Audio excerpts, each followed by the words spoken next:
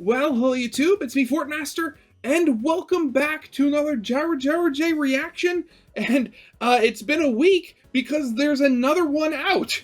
Honestly, after, from before, I didn't know whether Jaru was going to be, actually going to go through with, a new theory every week, but, oh, okay, gonna be eating good for the next little while. Anyway, their newest video, which came out at the time of recording 21 hours ago, is Lifestream theory, and, well, the thumbnail said the Earth is bleeding, so, I mean, if this is, like, in any way, like, related to the last theory with, like, dark matter, and is Jaru going to be saying, like, dark matter is, like, the essence of life or something like that?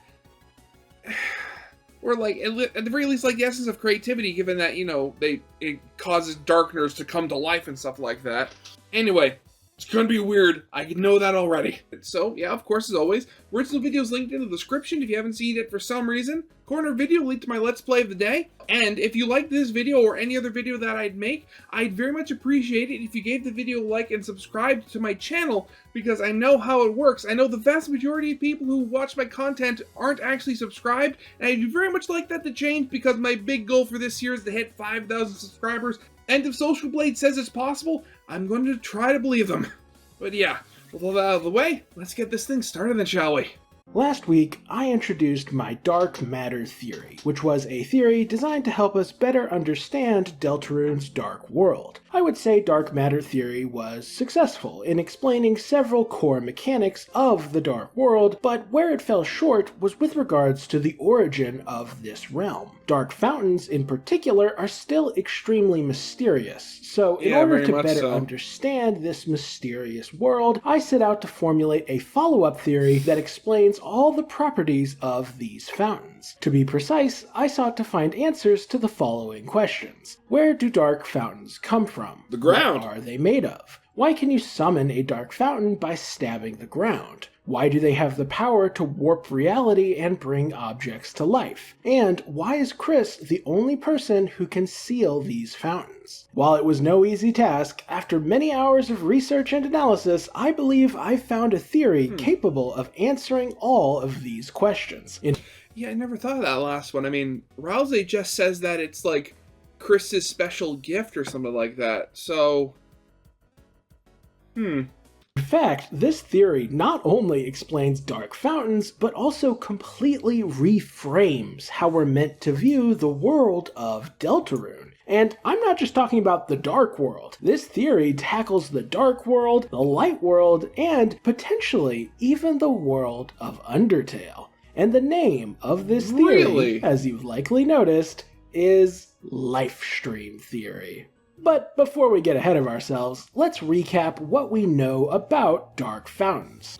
Not gonna lie, when I first saw this video pop in my feed, I misread it and thought it said live stream theory.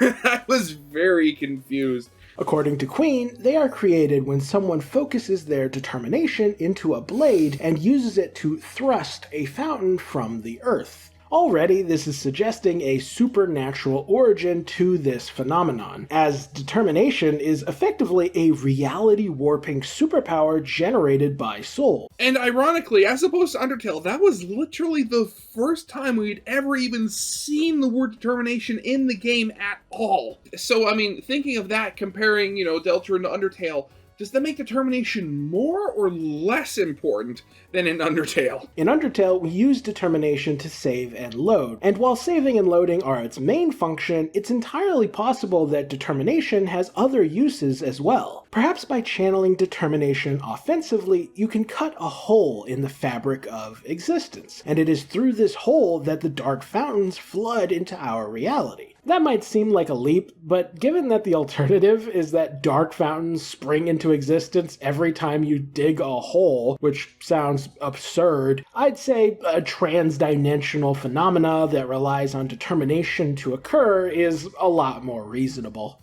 Yeah, though also, okay, I'd never thought of offensive and defensive determination before. That's a really funny thought. If you think of, like, the save points as defensive determination, like creating a safeguard or a protective lifeline for, whoever is saving in that instance. I wonder what other uses offensive determination would actually have in a case for like Undertale. Like, how would that work? Aside from their origins, we should also take note of the powers that these dark fountains possess. They can warp physical reality, as seen with them transforming small rooms into entirely new worlds, and they can bring objects to life, as seen with the Darkners. These two powers alone are already very puzzling, as bringing things to life and rewriting reality are largely unprecedented in this franchise. Sure, determination could let you save and load, but it didn't let you create entirely new worlds from nothing. That being said, if you were to look at, traditional time travel, quote unquote, maybe it reloading isn't bringing you back to the previous timeline. Maybe, in fact, what it is actually doing, it's bringing you to another dimension to continue living, and then when you die, you're kind of brought back to another dimension. It's sort of it sort of branches off. I know that sounds stupid. I'm just, trying to sound smarter than I actually am. Sort of rewriting of reality was something only godlike entities such as Omega Flowey or Azrael were capable of. That being said, they were both monsters. Well, Flowey was made from a monster. But maybe that's a human thing. Maybe that's what happens when, humans use determination offensively. And bringing inanimate objects to life has basically never happened prior to Deltarune. Sure, Alphys was able to create Flowey and the Amalgamates, but I wouldn't consider either of those to be the same phenomena as what we see with Darkners. With the Amalgamates, they were already sort of alive and were simply kept alive by determination. And as for Flowey, he was already a flower, aka a living thing. He just wasn't sentient yet. Honestly, the only examples of objects coming to life in Undertale are when ghosts possess inanimate objects, such as the Mad Dummy or Metaton.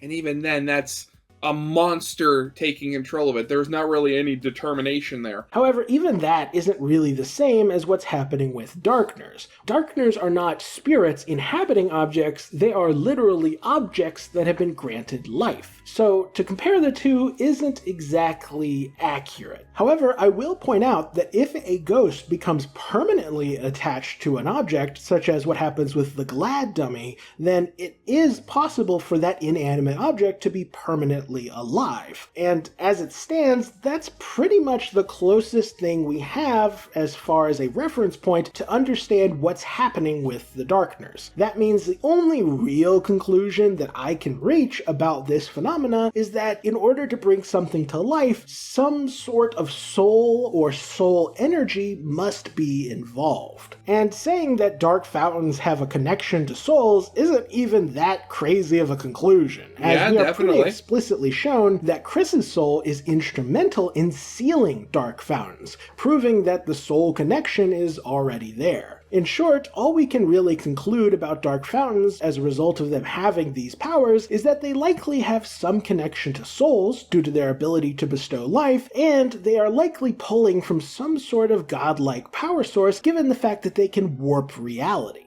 Now, that's the basics of dark fountains covered, but there's still a few miscellaneous attributes worth mentioning. For one, as we learn the hard way in Chapter 2, Darkners will turn to stone if they visit a different dark fountain.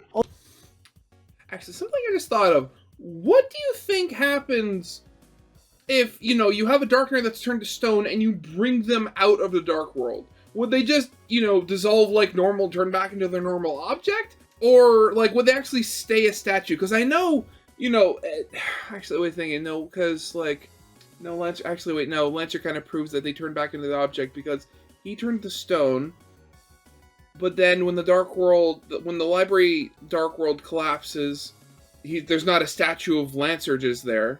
He would most likely be a playing card again, at which point, when he's brought back to the castle Dark World, that's when he's back to normal. Okay, never mind. Although, curiously, this is not a hard and fast rule, as Ralsei says that they only may not belong there, implying Darkners could visit other Dark Worlds in some circumstances. Like we see with the Castletown one. So far, it doesn't seem like it seems like no matter what dark world the Darkner is from, they can exist in the Castle Dark world. Furthermore, this rule about turning to stone is completely abandoned with regards to the Castle Town, as any Darkner can live there, supposedly because its fountain is made of pure darkness. This explanation from Rousey also reveals another notable attribute, namely, he specifically states that Darkners reflect the will of their dark fountain. This is a pretty radical concept, as by saying they have wills, Rousey is implying that dark fountains are somehow alive. I mean, alternatively, I could also see that as a way that's like maybe, whoever forms the dark fountain in some way, I hesitate to use the word taints it, but like manipulates it in some way. So like with the Castletown Dark Fountain, maybe it was created with like no will at all, so it's only the darkness of the Dark Fountain that's like created it or something like that. While like maybe the other Classroom Card Kingdom Dark World and the Computer Lab Dark World, like they were created with a goal in mind, which taints and weakens the power of the Dark Fountain compared to the one that's just pure power, essentially. And intelligent. This idea is further supported by the conclusions we reached in the dark matter theory. As you may recall, we noted that dark fountains seem to empower the souls of nearby Lightners, especially Chris. This led us to conclude that dark fountains are at least partially composed of soul energy, or as I like to call it, hopes and dreams. And if they have soul energy, then it's not unreasonable to think these dark fountains are alive. Now, with this information laid out, I think we're starting to paint a picture of what these dark fountains really are. That said, there is one major aspect of these fountains that I've yet to discuss, namely the consequence of summoning too many dark fountains. I am, of course, talking about the roaring. Roaring, according to Rousey, is an apocalyptic event that occurs if too many dark fountains are opened up. He says that when the light is subsumed by shadow, when the fountains fill the sky, all will fall into chaos. Wait, was it just if there were too many fountains opened up? I always assumed it was like if there were too many fountains opened up at once. Like, I'd assume that, like, having the one or two open one at the same time, with the Castletown and whatever other fountain that Chris and the gang go to, like, that's not going to ruin the world. But it's when you have, like, maybe, like, 6 or 7 of them open at the same time, that's when trouble starts brewing. I mean, thinking about it, that actually kind of goes to the whole Cammy Boy G theory that I watched a while ago, where he was talking about the what's going to start the roaring is that, I forget who, but somebody was going to open a dark fountain in front of the whole town during like the festival or something, and then at that point everybody knows fountains, everybody knows how to open them, and everybody starts opening up their old fountains, and that's when all hell breaks loose. The Titans will take form from the fountains and envelop the land in devastation. The surviving Darkners, crushed by the darkness, will slowly, one by one, turn into statues, leaving the Lightners to fend for themselves, lost eternally in an endless night. That is a lot to take in. But wait, there's more. While not explicitly connected, it can be assumed that the legend of the Deltarune is connected to the roaring, as both are brought up by Rousey and describe an apocalypse. This is notable because in the legend, the earth itself draws its final breath, implying that the roaring is tied to the end of the world. That is some pretty heavy stuff, and it also raises several new questions. What are these Titans? Why are they a force of destruction? What does it mean that they are formed from the fountains? Why do all the Darkners turn to stone during the roaring? Does that mean the darkness unleashed by the roaring isn't pure darkness, like Rousey's Castletown? That seems odd, since you'd think flooding the world with darkness would ensure that Darkners would never turn to stone. And yet... I mean, maybe thinking about it... okay, so I was going to say something about... maybe comparing it to a flood, because, you look at a flooding river, and, like, it is not clean at all. Maybe it almost acts like a flooded river eroding at its banks, thus causing, the entire river to be, like, brown and muddy as it's flowing or something like that. Maybe? I don't know. Yet, apparently, during the roaring, darkness crushes the darkners. What is that about? I mean, too much of a good thing. I mean, you know, it's like, I mean, when it comes down to it, you can be killed by literally having too much of anything. I mean, you can die from drinking too much water. Why? Because your blood cells try to suck in the water that's stored in your blood, the excess water, and then they pop. Too much oxygen. Yeah, again, if you breathed in pure oxygen, like nothing but pure oxygen, you would die. Hell, if you wanted to kill yourselves via arsenic, all you would have to do is to eat 1.5 cups of nothing but apple seeds at the same time. Anything is poisonous in enough quantities. And I would imagine maybe also darkness, too. Needless to say, while we've been given some information, it seems like a great deal of this prophecy is left completely ambiguous. It's vague, poetic, and just not very specific in terms of what it's describing. However, I believe I've stumbled across a key detail that may shine a light on this entire mystery. This detail has largely slipped under most people's radars, but despite that, it has remained a key component of the Dark Fountain mythos in both chapters. In fact, it was this detail, and this detail alone, that allowed me to formulate the Lifestream theory. What is this mysterious detail that shines such an incredible light on the Dark Fountain mystery? Well, that is quite simple. The detail I'm referring to is Earth. The Earth itself is the key to all of this. Every single element of this mystery, from the Dark Fountains to the Titans, is tied up with the concept of the Earth. To show you what I mean, let's look at every instance in which the Earth has come up. When describing how to create Dark Fountains, the Queen repeatedly mentions the Earth. She says the knight thrust a fountain from the Earth, and that Noelle needs to stab the Earth in order to create a Neo-Dark Fountain. The king similarly describes the knight as pulling fountains from the earth. During the legend of Deltarune, Rousseau states that the earth, with her heart pounding, will draw her final breath. And Alphys mentions how the Symptons discover another earth on the other side of the sun during Sympton's Galaxy Force. Okay, maybe that last one doesn't matter, but...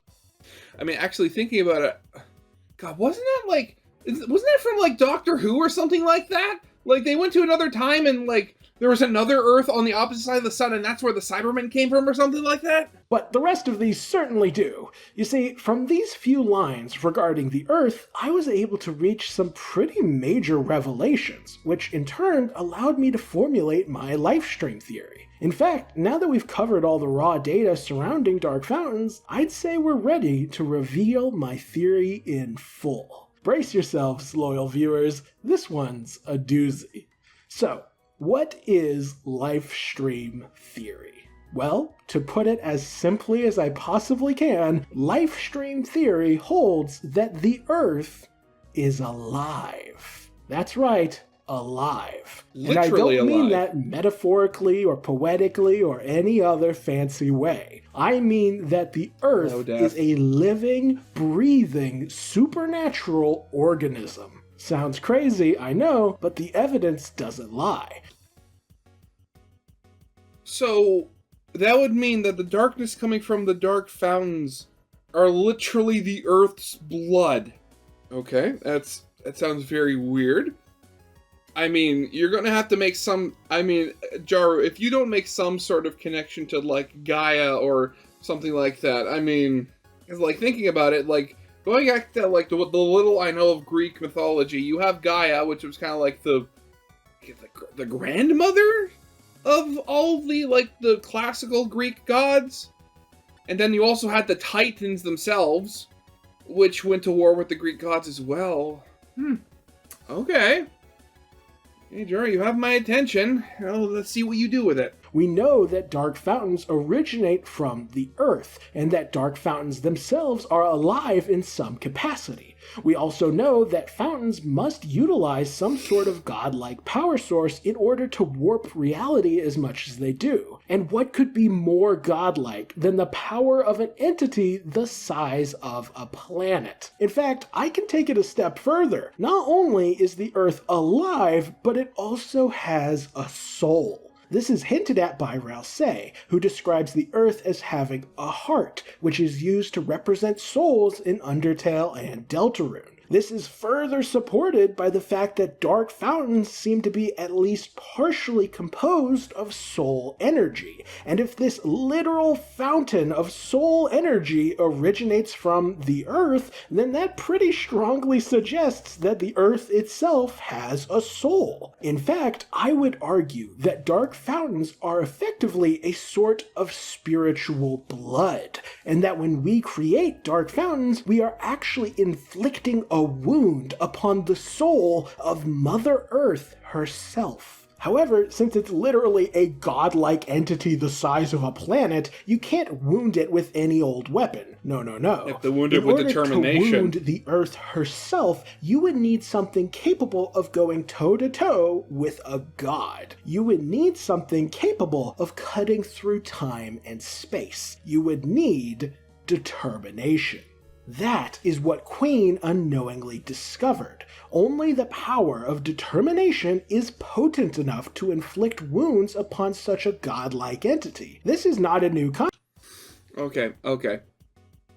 Well, a couple of things here.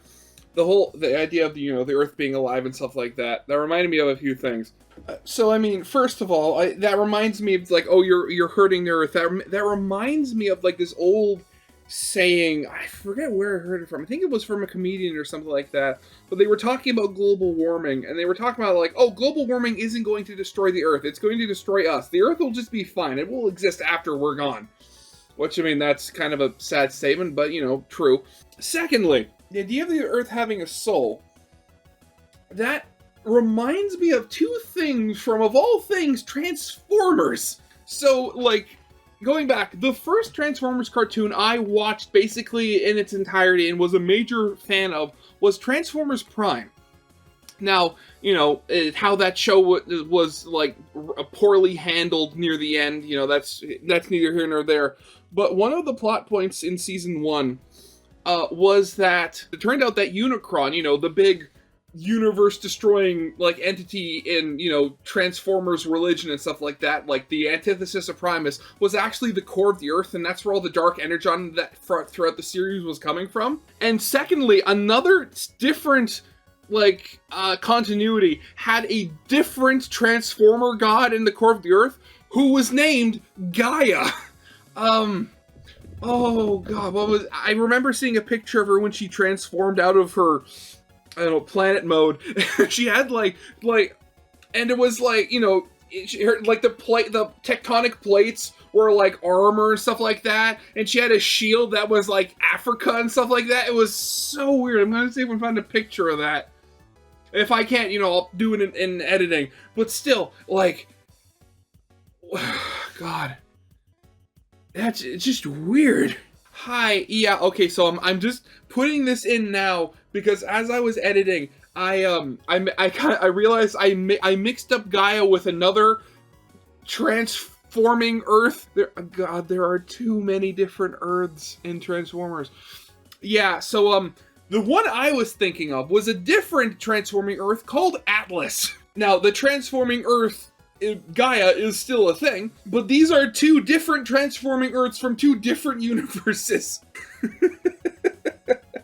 Anyway, back to the regular reaction. I had to put this in as a part I actually spoken instead of just editing text over, video and stuff like that. Go back to past me now. Concept either, as we know that determination is so potent that it allowed Frisk to hold their own against an entity with literal infinite power. That is just how crazy determination is. That is also why the creation of dark fountains will result in the end of the world. We aren't just using determination to create little nifty dark worlds to play in, we are using determination on a knife to literally stab the planet to death. That is why Darkners all eventually turn to stone during the Roaring. Even though darkness covers the land, the soul energy that brought the Darkners to life and keeps them alive will eventually run out thanks to the Earth drawing her final breath. Because, we stabbed her to death. We stabbed the Earth to death. That's...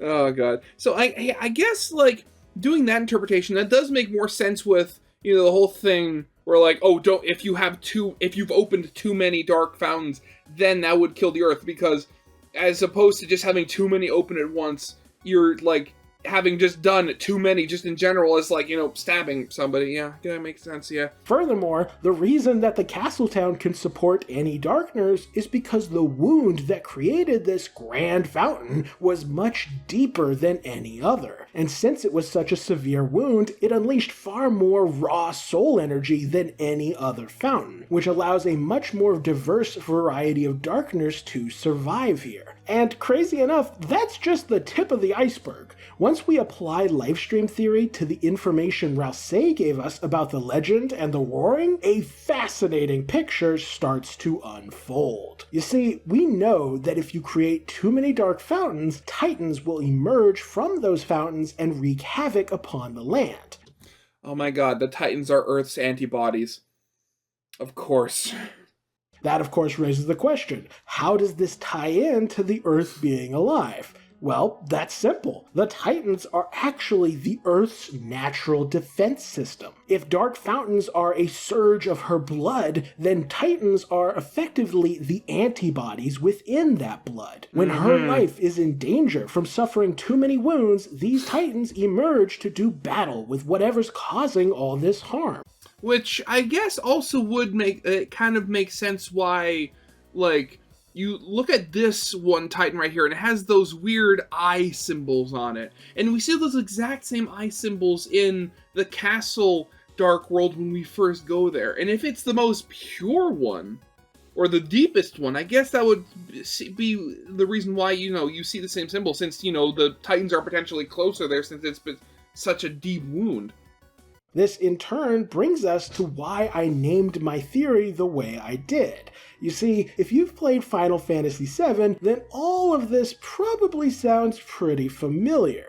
I won't dive into any major spoilers, but in that game, the Earth is also alive, and the bad guys intentionally wound her in order to harness the life force that bubbles forth from the wound. This life force of the planet in Final Fantasy VII is called the Lifestream, and given its similarities to what we see in Deltarune, I chose to name my theory after that. And much like the Titans from the prophecy, the Lifestream of FF7 is also capable of producing colossal creatures whose purpose is to protect the Earth from whatever is wounding her. We know that Toby Fox is a big Final Fantasy fan, and there are even cheeky little references to the franchise in Deltarune, so I don't think it's unreasonable to believe he's taking inspiration from that series when coming up with the lore of his games. Even the idea of there being an angel we need to fight at the end of the game is pretty familiar territory if you know anything about Final Fantasy. That said, while Final Fantasy VII was certainly a major influence, there are plenty of original ideas woven into Deltarune as well. For example, it is stated by Rousey that Chris is the only one capable of sealing dark fountains. This seems odd at first glance, as Queen makes it clear that anyone can create a dark fountain provided they have determination. This raises the question, why can anyone create dark fountains, but only Chris can close them? Well, I mean, okay, I can already figure that out. It's simply put, have you ever gotten hurt before? It's a lot easier to get hurt than it is to heal. For all we know, Chris might just be the Earth's doctor. I believe it is once again tied to their unique soul. Remember, when Chris approaches a dark fountain, they send forth their soul, which they describe as glowing. They then release a huge surge of soul energy, and a few moments later, the dark fountain is completely sealed. Given what we see, I can only conclude that Chris is effectively healing the wound that the knight created. They are able to do this because Chris is unique in that their soul contains more than one person. There's Chris themselves in addition to whatever entity is possessing them. Whether you say that entity is Asriel or the player or whoever else doesn't really matter. Asriel? Okay, I'm gonna have to see if I can find those theories. Who was saying that it was that Chris is being possessed by Asriel? What matters is that this soul is a combination of two entities, and we know from Undertale that even just two souls working together can create a being of incredible power. Just take Asriel and Kara, for example. Before fusing, they were merely a human child and a monster child, yeah. two entities considered far weaker than adult humans. However, after they fused together, they became so powerful that they could have easily wiped out an entire human settlement. That is a massive power boost, and it is through this power that Chris, and only Chris, is capable of sealing dark fountains. Only a person overflowing with soul energy could possibly heal a wound in the soul of an entity as gargantuan as the Earth. Another aspect of the legend that stands out to me is this mysterious angel's heaven. Now, I won't be doing a deep dive on the angel itself, as that entity really deserves its own dedicated video. However, the history of conflict between the Earth and the angel is still worth discussing. You see, in both Undertale and Deltarune, the angel has been consistently depicted as antagonistic towards the Earth. Case in point, in Ralsei's prophecy, the angel's heaven only appears after the Earth has died, suggesting it may have played a role in that death. And in Undertale, although you may not quite remember it this way, we do actually get to experience a direct battle between the Earth and the angel. The battle I am referring to is the one between Kara, aka the Angel of Death, and our good friend Undyne the Undying. Now, you may be thinking, but Jaru, what does Undyne have to do with the Earth? And the answer is, quite a lot. You see, upon Undyne first transforming, a very ominous choir song can be heard. As this song plays, Undyne gives her speech about how she can tell that the player isn't just a threat to her. They are a threat to humans, monsters, and everything else. The whole world, the whole Earth is in jeopardy. And so, in a moment that cannot be explained with mere determination, Undyne finds herself in contact with every other soul on the planet, which she describes as feeling their hearts beating as one. She then experiences a surge of energy so intense that it not only reforms her entire body, but it also gives her so much raw power that she ends up being the only person in the entire No Mercy route capable of withstanding not one, not two, but over a dozen attacks from the player. That is insane. Toriel, Papyrus, Mettaton, and even Sans all die in just one hit, but not Undyne. She can take it. And why can she endure such demonic power when nobody else could? Because the power of the Earth was on her side. That's why the song that plays during her speech is called "But the Earth Refused to Die." Do you see what I mean? The planet realized the threat that the player posed and chose Undyne to be her champion.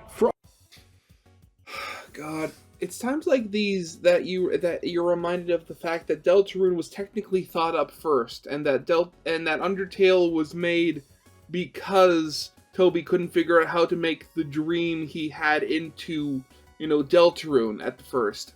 Honestly, I mean, if that's not intentional, or if that's not something that was thought of from the beginning, I mean, that is just absolutely nuts.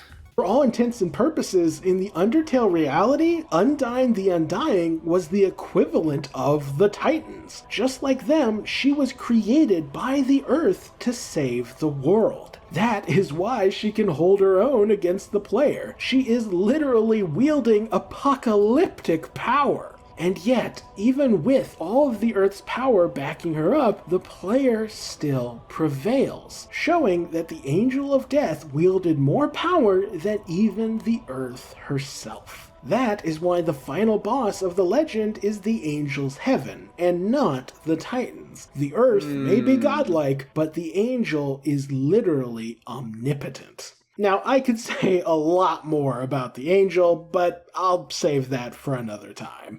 For now, let's reel it back in a bit, as we still have a few more things to discuss regarding the Lifestream theory. While we have covered most of the core plot elements surrounding the Earth and its role in Deltarune, before we end the video, I'd like to take a deeper look at the Earth's role in Undertale. Based on what we see with Undyne, it seems safe to say that the Earth is just as much alive in the Undertale reality as she is in the Deltarune reality. That might seem strange, since the Earth being alive is never directly acknowledged in the original game. However, I would argue that's because the nature of the Earth simply wasn't relevant to the story being told in that game. And you say that, and then it's like that one clip from ESDF movie where the planet's orbiting the sun, just yelling at them.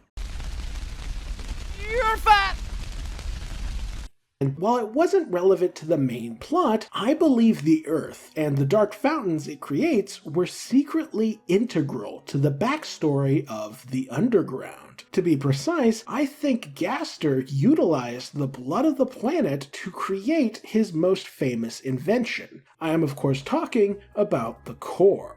You see, we've always known that Gaster was doing experiments involving darkness, as that is the main focus of the infamous Entry 17. However, because of that, we've never been able to make heads or tails of this entry, as the concept of darkness simply wasn't relevant in Undertale. But, thanks to Deltarune, we now know what we are dealing with. It seems incredibly likely that something Gaster created had the properties of a dark fountain, which can only mean that in his research, Gaster found a way to wound the planet. This makes sense, as you need determination to create dark fountains, and one of the main focuses of Gaster's experiments was determination. We know this is the case, as Alphys was only able to create the determination extraction machine thanks to the leftover blueprints presumably created by Gaster. As such, it seems only logical to conclude that Gaster figured out how to create dark fountains, and from there he used that power to create the core. Now, you may be wondering, why do I think the core in particular utilizes dark fountains? Well, there's a couple reasons. For one, Alphys believes it simply uses geothermal energy. But not only does she cut herself off before explaining it, implying she doesn't really know how it works, but she also doesn't explain how a regular geothermal plant can create magical electricity. By contrast, if the core was using a dark fountain as its energy source, which we know are capable of warping reality and generating magical effects, it would make perfect sense for the electricity it produces to be magical as well. Furthermore, not only does the core literally plug into the planet, something you would have to do in order to access a dark fountain, but it also has some very suspicious structures inside it. Specifically, I would like to draw your attention to these pillars. They already look super mysterious, especially since they literally plunge into a bottomless pit of darkness, but it actually gets even stranger when you discover what these things are called. You see, when you look in the code, you find that these pillars are called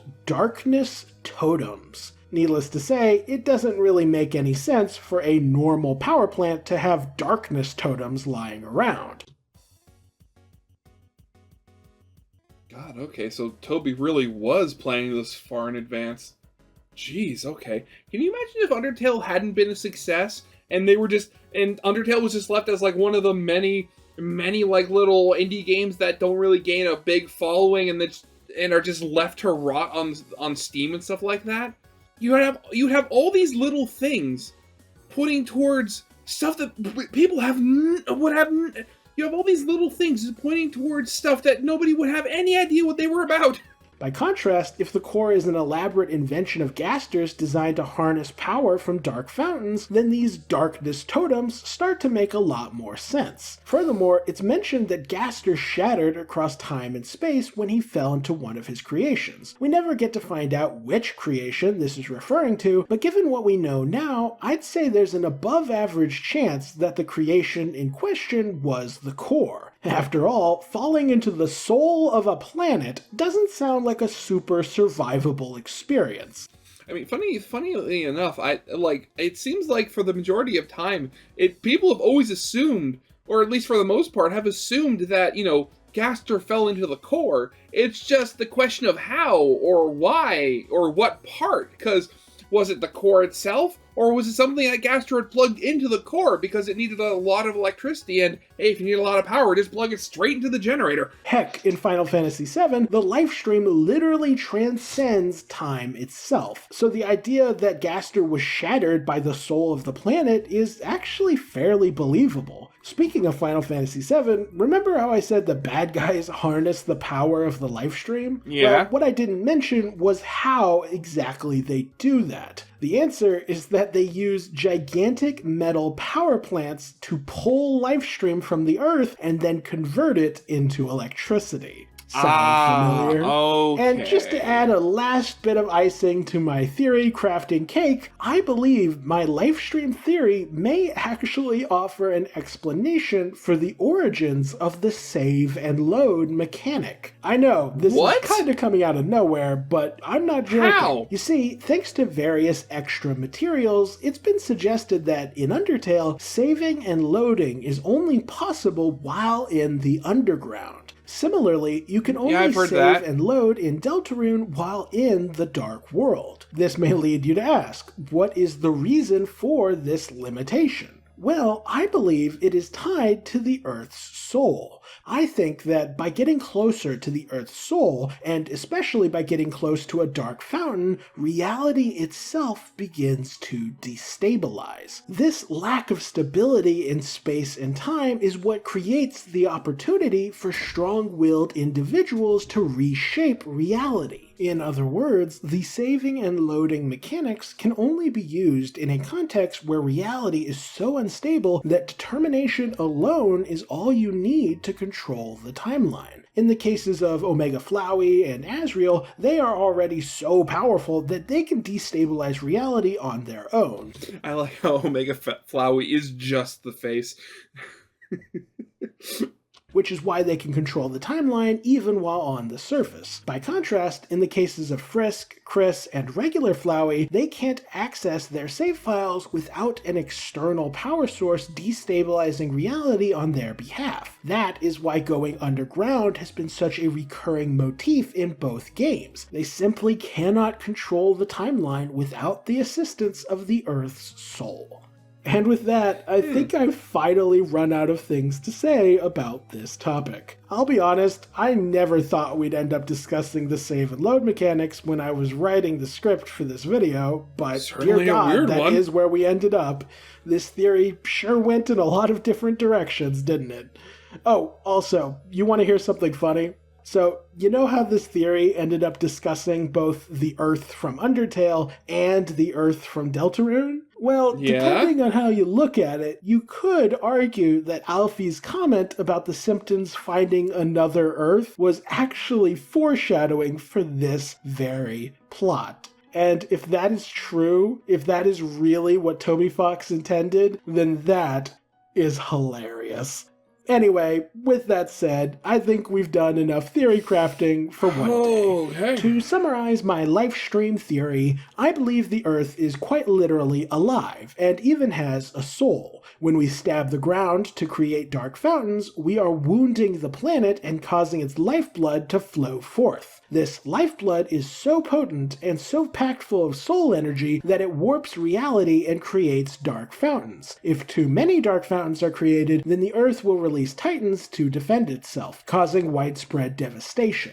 And once the Earth fully dies, the Darkeners will all turn to stone due to them no longer having access to the soul energy that kept them alive in the first place. Only those with determination can harm the Earth thanks to the reality warping powers that determination provides, and only Chris can heal the Earth as thanks to them being possessed, they're the only one with enough soul energy to patch up the Earth's wounds. And that is it. With this theory complete, I reckon we have a pretty firm grasp on the Dark World and how it functions. But that's just my opinion. What do y'all think of this theory? Do you think I missed anything, or do you have your own additions you'd like to make? I'd love to hear what you have to say, so make sure to leave your thoughts in the comments down below. And make sure to subscribe if you want to hear more of my theories about Deltarune. Before we... Oh, God, okay. So that certainly went in some interesting places. I mean, thinking about it, like, it certainly does sound cool. I mean, like, the idea that the Earth is actually alive and you're actually hurting it to create the Dark Fountains, I mean, that's kind of a sick thought. But at the same time, again, like, again, it's just the connections going back to Undertale. I am never not surprised when something like that comes up, because there were so many years between developments, and also between the development of Undertale and, you know, when the initial idea came up. That, yeah, it makes sense that you like try to tie them together even just slightly, but it still shocks me that they're still tied together in that way. Oh God. Honestly, I mean, I want to see. I honestly want to see like some sort of confirmation like that when the next chapters come up, because that would be awesome. But yeah, that's going to be it for now. So yeah, of course, as always, original videos linked in the description if you haven't seen it for some reason. Corner video lead to my Let's Play of the day. And yeah, with all that out of the way, I hope you guys liked. If you did, leave a like, subscribe if you have not, and I'll see you guys next time. Goodbye.